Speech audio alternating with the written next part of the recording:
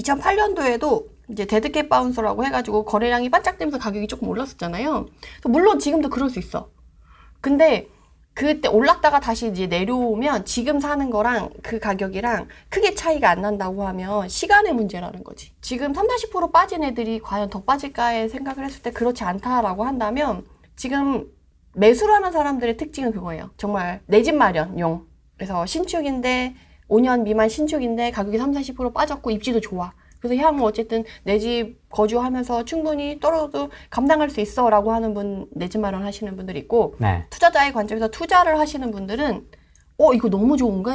근데 가격이 너무 비싸서 그전에는 조금 담기 좀 부담스러웠는데 최근에 가격이 싸졌으니까 이거 좀 쌀 때 좀 담아놓자 라고 해가지고 담아놓으시는 분들이 좀 거래량을 주도하고 있다라고 생각을 하시면 돼요. 그래서 내가 어느 쪽에 붙어서 움직일 거냐. 또 이따가 또 뭐 무주택자 갈아타기 하시는 분들도 얘기를 어떤 방법으로 하시라고 얘기를 드릴 텐데 네. 그런 분들도 그런 관점에서 보시면 좋을 것 같아요. 지금 매수세의 흐름을 어떤 식으로 읽고 얘가 얼마나 에너지가 응축되어 있고 이게 얼마나 갈 것이냐 이런 거를 보면 되는 거지. 올해 하반기에 더 힘들어질 거예요. 왜냐면 역전세가 점점점 쌓이면서 사람들이 투자자분들은 힘들 거고 근데 가격은 이제 좋은 애들은 더 싸지진 않을 것 같아요. 왜냐면 매도자들이 급한 게 이제 없어졌거든. 급하지 않아졌거든. 그래서 급한 요소가 없어서 이제 싸게는 안 판다. 특히 1기 신도시 분당 같은 경우 좋은데 입지, A급 입지, A급 단지 가보면 작년에 거래가 한 단지 내에 한 건, 두 건밖에 거래가 됐어요. 차라리 안 판다는 거야.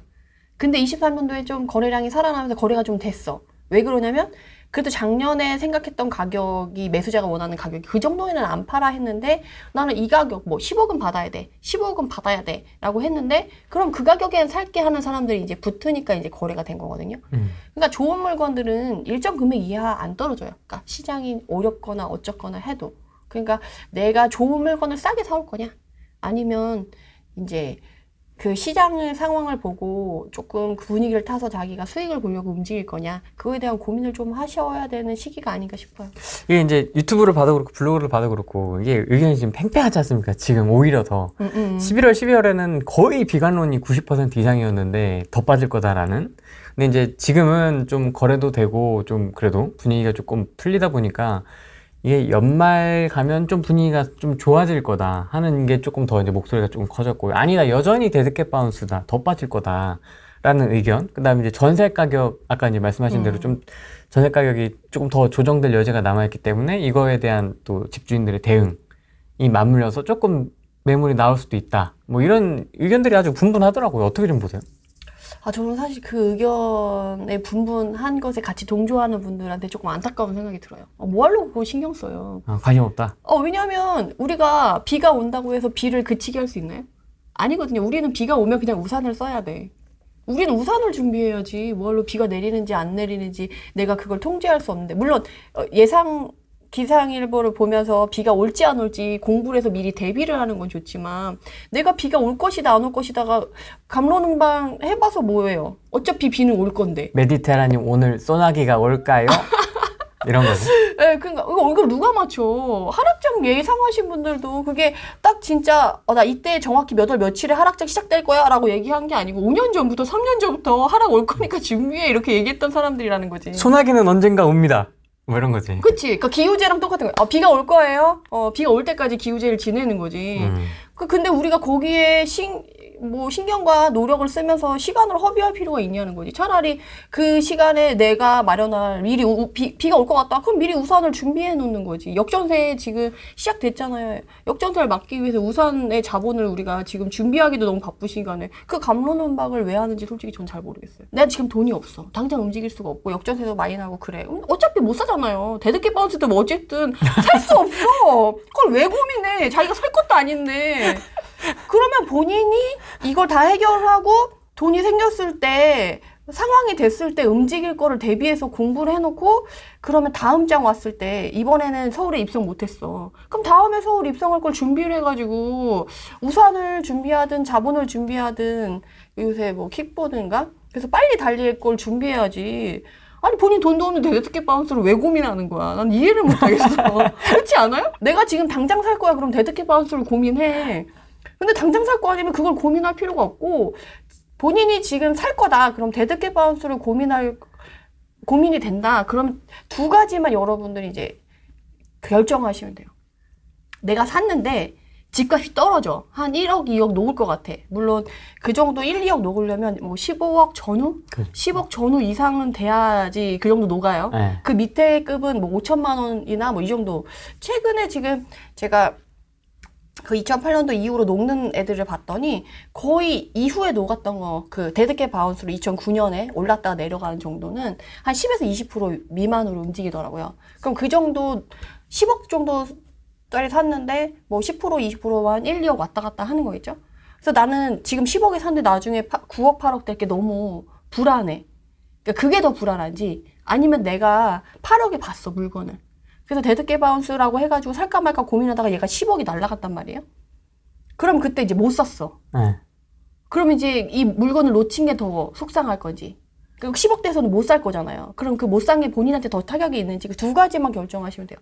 지금이 데드캣 바운스인 거를 걱정하는 분들이, 지금 살려고 하시는 분들이 결정은 딱 두 가지예요. 그래서 두 가지에서 결정한 다음에 내가 만약에 떨어진 게 너무 걱정된다. 그러면 저점 시그널 제가 항상 말씀드리는 거 있잖아요. 거기에 들어와서 안정권에 들어와서 상승의 분위기를 충분히 탄 다음에 사면 돼요. 대신에 절대가를 조금 더 높게 살 수는 있겠지. 근데 안 사는 것보다 나으니까 그래도 그렇게 하는 거죠. 근데 내가 만약에 나는 가격이 올라가는 거 저점을 보고 나서 몇 억 오른 걸 보고는 절대 못 살 것 같아. 그런 사람도 있잖아요. 다음 장을 기다리지 뭐. 항상 조금 제가 살려고 했는데 자기도 모르게 시간이 지나서 가격이 올랐어. 그래서 그러면 이제 또 못 사시는 분들이 진짜 많아요. 난 그런 성격이야. 그걸 본인이 알아. 그러면 우선 사야지. 대신에 제가 영끌하지 말라고 항상 말씀드리고 본인이 움직일 수 있는 한에서 지금 특례보금자리론 뭐 무주택자나 갈아타기 분들 특례보금자리론이나 신규 대출은 지금 3% 4%까지 되잖아요. 사실 우리가 2017년 15년 18년 이때 막 그 거래가 활발했을 때 대출이 3%대 4% 초반이었거든요. 지금 거기까지 내려와 있어요. 근데 이제 금리 인상이 워낙 작년에 워낙 큰 이슈여가지고 다들 허들짝 놀라가지고 이제 자라보고 놀란 가슴 솟던 거 보고도 놀란다고 지금 4%라고 해도 여러분들이 조금 마음이 갈팡질팡하신데 고정금리로 조금 이자 좀 더 몇 프로 더 주더라 0. 몇 프로 더 주더라도 고정금리로 묶어놓고 지금 그렇게 해서 아예 못 사는 것보다는 그래도 뭔가 해놓고 움직이는 게 낫지 않겠냐. 내가 어떤 성향의 사람인지를 스스로한테 좀 지금 많이 물어보시고 그런 것들에 대한 다리를 한 개씩 놓아야 될 시기가 아닌가 싶어요. 그래서 지금 저는 임장 나가면서 더 느낀 건 돈 많은 사람들이 진짜 부지런해. 그 사람들이 씨앗 뿌리느라고 진짜 열심히 다니고 더 열심히 다녀요. 자료를 보면서 네네네. 해볼까요? 이게 왜 이 데이터가 되게 좋으냐면 지금 시장 날아가는 시장 있잖아요. 날아가는 지역이 그대로 나타나요. 송파입니까? 딱 보이죠. 딱 보이죠.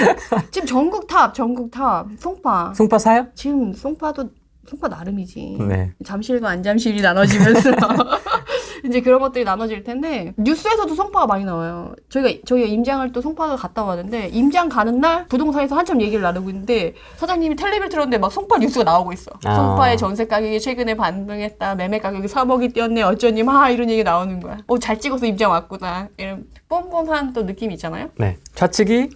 네네. 그러니까 좌측이 일별? 일별이에요. 그러니까 2021년 9월에 하락장이 시작이 됐잖아요. 그 하락을 기점으로 해서 시간이 이만큼 200일 지났다는 거지. 그렇게 지나고 나서 시장이 얼마만큼 갔냐는 거예요. 그리고 X축이 1이고. 네, 그리고 매매 시장 강도로 부동산 지인의 매매 시장 강도 있잖아요. 그 매매 시장 강도, 그러니까 시장 강도는 저는 어쨌든 복합적인 걸 해서 그 데이터가 나오는데 그냥 저는 단순하게 딱 집어서 말씀드리는 게 그냥 시장의 에너지다. 0 밑에 있다 그러면 하락의 크기 에너지, 0 이상 있다 그러면 상승의 기운의 에너지라고 말씀을 드리거든요. 네. 그 시장 강도에서 얼마나 변동률이 크게 올라왔냐. 이제 그거를 이제 Y축에서 표시를 해주신 거죠.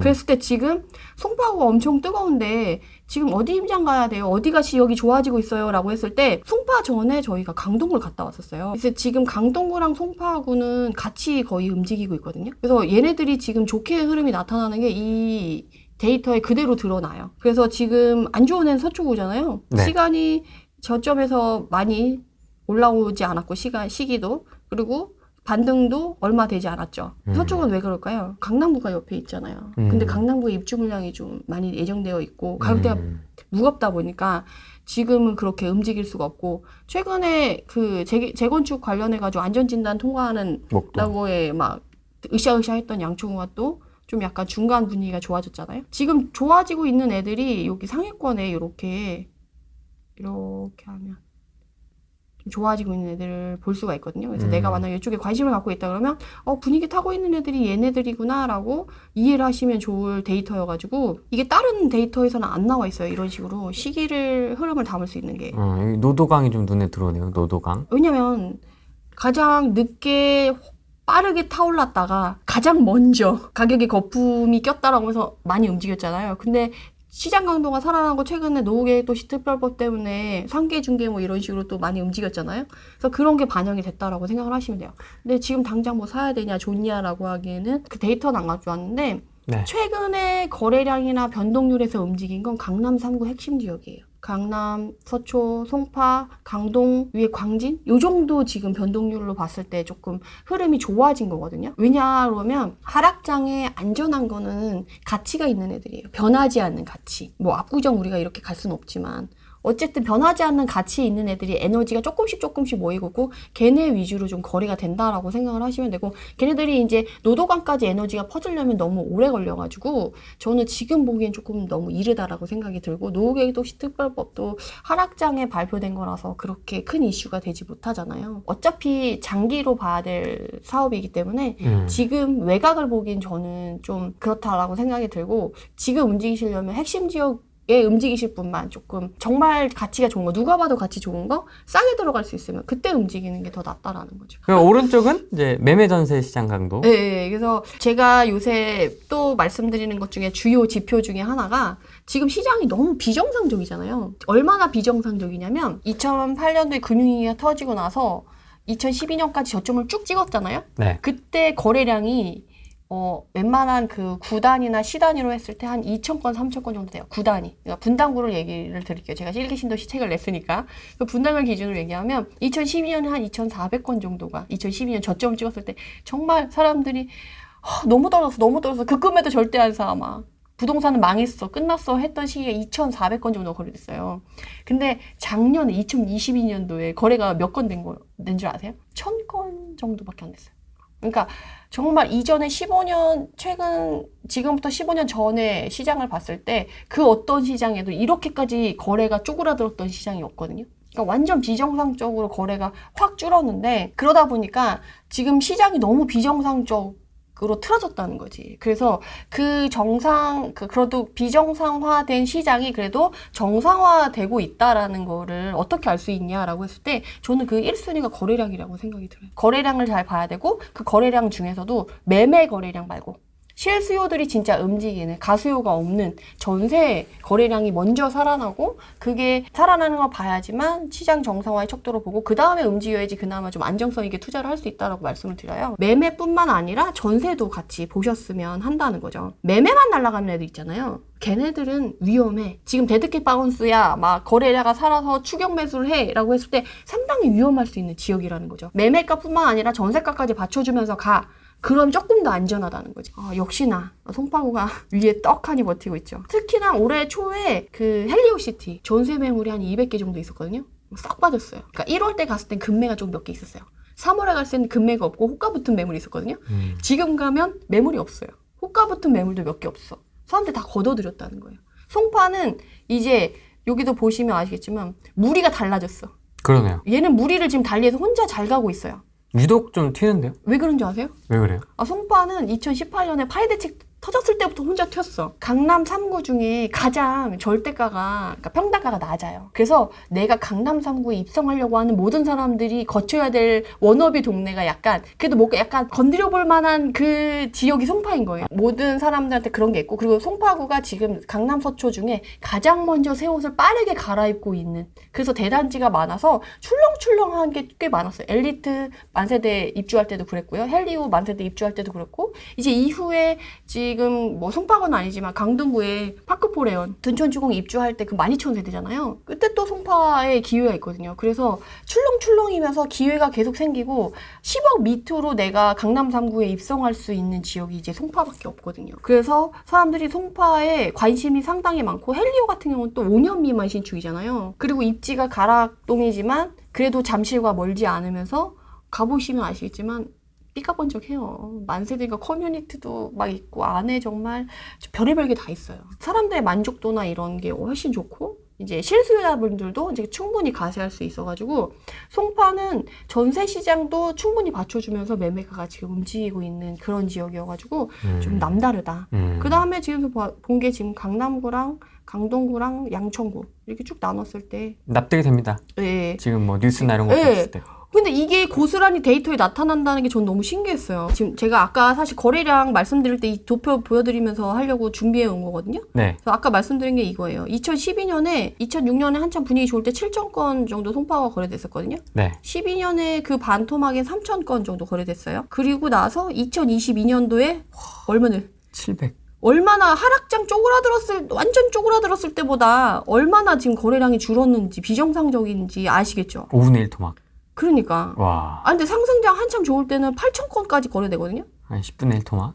네, 8,000건이랑 비교하면 진짜 더 확실히 느낌이 확 나죠. 근데 지금 2023년 들어가지고 5개월 지났잖아요. 5월까지. 그러네요. 거래량. 다 반영이 되진 않았지만. 근데 이제 1,000건 넘었잖아요. 이미 작년 1년 거래할 거 다 했어. 그러니까 그래도 작년보단 낫겠다. 라는 분위기가 되겠고, 그럼 2021년 정도까지의 거래량은 어느 정도 나오지 않을까라고 이제 기대를 해볼 수 있다는 거지. 근데 신기한 건 또 2021년도에 거래량 보면 2,000건이잖아요. 2012년 하반기보다도 그 하락장이었을 때 안 좋았던 것보다도 거래량이 낮았어요. 그러니까 2022년도 사실 정상적인 시장은 아니었던 거예요. 그러니까 우리가 갈 길이 멀은 거지. 정상적인 시장으로 시장이 자정작용을 하려고 하는 상황까지 가려면 좀 시간이 걸릴 텐데 그래도 우리가 조금씩 거래가 되면서 최근에 매도를 쳤다, 역전세나 물건 털었다, 이제 숨 돌릴 구멍이 조금 거래량이 살아나면서 생길 수는 있다라는 거죠. 그래서 대략적으로 봐도 한 4, 5천 건 이상씩은 좀 나와줘야. 하락장에도 그래도 자기가 털고 싶으면 털고 이사를 가려면 이사를 갈 수 있는 거죠. 이게 700건 거래되면 이사 가고 싶은 사람도 이사 못 가요. 뭐 이렇게 되면 문제가 되기 때문에 그래도 조금씩 나아지지 않겠냐라고 생각을 할 수가 있는 거지. 데드캣 바운스 이런 거 상관없이 거래량이 살아나면 그래도 그런 정도의 거래가 되면서 조금 시장이 정상화될 수 있다라는 거죠. 그래서 요거를 조금 감을 가지고 여러분들이 시장을 좀 바라봐 주시면 좋을 것 같아서 요걸 갖고 왔고요.